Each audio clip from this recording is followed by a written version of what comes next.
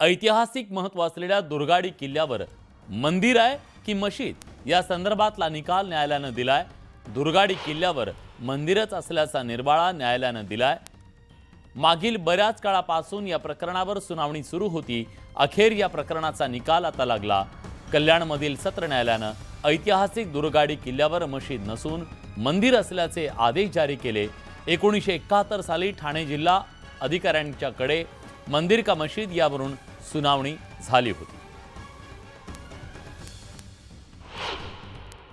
बाल्यावस्थेपासून आमची सर्वांची जी आस्था होती, या आस्थेचं जे स्थान होतं ते आज पुन्हा एकदा त्या निर्णयामुळे ते मंदिरच आहे म्हणून न्यायालयाने जे घोषित केलं त्याबद्दल मी न्यायालयाचं खूप खूप धन्यवाद देतो। आणि यामध्ये मी फक्त शासनाला एवढंच विनंती करणार आहे की आज झालेल्या निर्णयाची येणाऱ्या काळामध्ये ही योग्य प्रकारे अंमलबजावणी करणं ही गरजेची असते। ती शासनाने सुद्धा करणं हे अपेक्षित आहे। तिकडे नाशकात बांगलादेशातले हिंदू तसंच बौद्ध धर्मीयांवर होणाऱ्या अन्याय अत्याचाराच्या विरोधात जिल्ह्यातील सकल हिंदू समाजाने आक्रोश मोर्चा काढला। चिपळूणमध्ये याच पार्श्वभूमीवर समाज एकवटल्याचं पाहायला मिळालं।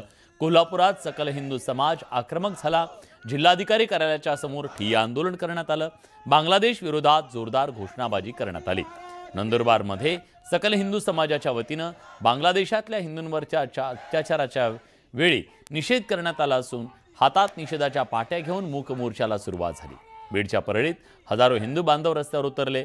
परळीसह अंबाजोगाईमध्ये निदर्शनं करण्यात आली। मनमाडमध्ये बांगलादेशातल्या हिंदूंवरच्या अत्याचाराविरोधात हिंदुत्ववादी संघटना आक्रमक झाल्या। मनमाड, लासलगाव, नांदगाव तसंच अनेक ठिकाणी निषेध मोर्चा काढण्यात आला।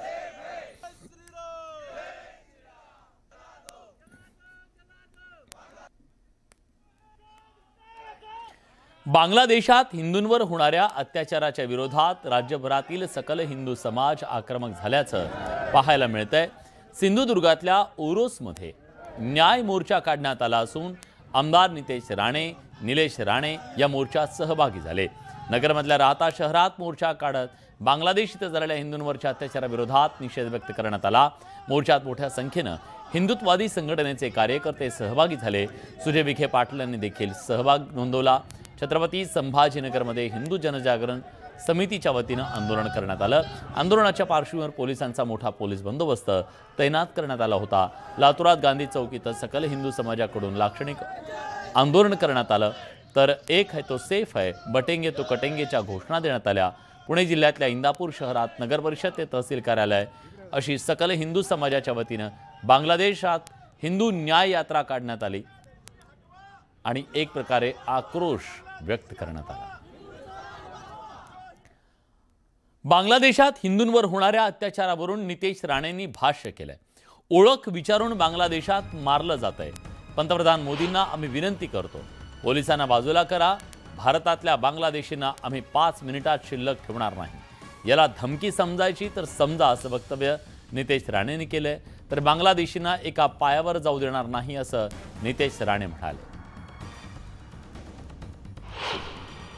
अगर हे खरंच तुमचं कधी आपण एक आपलं ऐकत नसतील तरीही हे लोक नाटक करून दाखवत असतील तर फक्त 5 मिनिटं आमच्या महाराष्ट्रातल्या पोलिसांना सुट्टी द्या। एकाला आपण जिवंत ठेवणार नाही ही शपथ पोलिसांना सांगतो, फक्त 5 मिनिटं मोबाईल बंद करून टाका आणि घरी जाऊन बसा। हे एवढे हातावर मोजणारे आहेत ना, आपल्याला 6 मिनिटं पण लागणार नाही। एवढे किडे मकोड्यासारखे आपल्या महाराष्ट्रात आणि देशात आहे। ते आपल्या हिंदू समाजाचे हाल अपेक्षा करतात आणि जेव्हा आपण कुठला आवाज उचलतो आपल्या भारतामध्ये तेव्हा केवढी नाटकं केली जातात। आमच्यावर केसेस टाकले जातात। आम्हा लोकांना सर्व धर्म समभावाची टेप रेकॉर्डर ऐकवली जाते। अहो पण आता जे बांगलादेशमध्ये सुरू आहे, जे अत्याचार सुरू आहेत त्याबद्दल अगर तुम्हाला थांबवता येत नसतील तर मग भारतामध्ये असलेल्या बांगलादेशांना आम्ही 1 मिनिट पण जिवंत का ठेवायचं हा प्रश्नाचं उत्तर पहिल्या त्या लोकांनी आम्हाला दिलं पाहिजे। बांगलादेशमध्ये हिंदू धर्मियांवर सातत्यानं हल्ले होत आहेत. यावरून खासदार संजय राऊत यांनी पंतप्रधान मोदींवर निशाणा साधलाय. हे सरकार हिंदूंच्या बाबतीत भोंदूगिरी करतंय, ढोंग करतंय असा आरोप राऊतांनी केला. त्यांना हिंदू फक्त मतांसाठी हवाय. हे जर पाकिस्तानात घडलं असतं तर इंडिया गेटसमोर उभं राहून पंतप्रधान मोदींनी भाषण केलं असतं असंही राऊत म्हणाले. भारताच्या सीमा सील करून हिंदूंना आपल्या देशात येण्यापासून रोखलं जात आहे.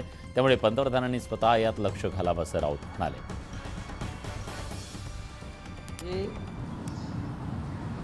अल्पसंख्याक हिंदू समाजावर ज्या प्रकारचे हल्ले सुरू आहेत, ज्या प्रकारे त्यांचं रक्त सांडलं जात आहे,